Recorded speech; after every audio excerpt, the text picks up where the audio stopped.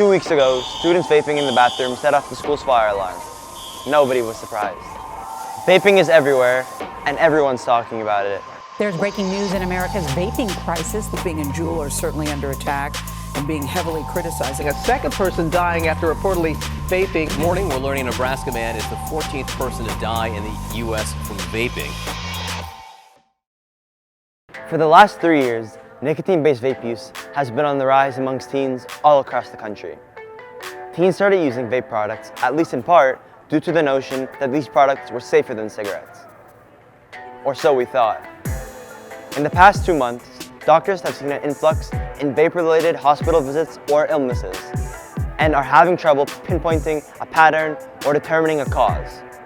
The first vaping death was reported on August 23rd, and 17 others have died in the past few weeks. But this still leaves high school students with questions. How safe is this supposedly safer form of tobacco? The Talon spoke to Dr. Luke Zaytoun, a pediatric pulmonologist at Palo Alto Medical Foundation, to hear a doctor's perspective on this issue. We were very concerned about the severe illnesses we've seen related to vaping. And as of now, we don't really know what has caused those severe injuries. What we do know, though, is that vaping does contain toxic chemicals. We know that there's chemicals that damage your blood vessels, they hurt your brain, it can affect your reproductive health. It can cause inflammation in the lungs, so that we do know. I do think lots needs to be done to limit the availability of these products. We're kind of in a situation like we were in decades ago with cigarette smoking. We know that the ban of flavored cigarettes did lead to decreased cigarette consumption. We need to limit advertisement, and I definitely agree that this is the right start.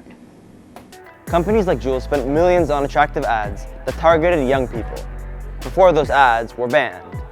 Now they target young people with a variety of flavors. What kind of flavors does Josh like? I like some desserts, I like some fruits.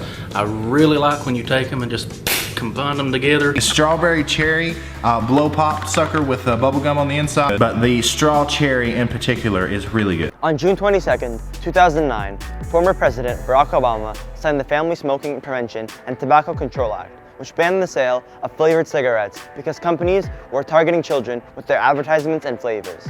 On September 11th, the Trump administration announced their plan to ban non-tobacco flavored vape products. At that point, all flavored e-cigarettes other than tobacco flavor would have to be removed from the market. Vaping seems to have gained traction amongst high school students because nobody sees the full picture. Even scientists and doctors don't know what the real effects are, but they're starting to find what they are now. With these new findings, vape use might diminish amongst high school students, but we have a long way until they become obsolete. This has been Tesfaye, reporting from the Talon.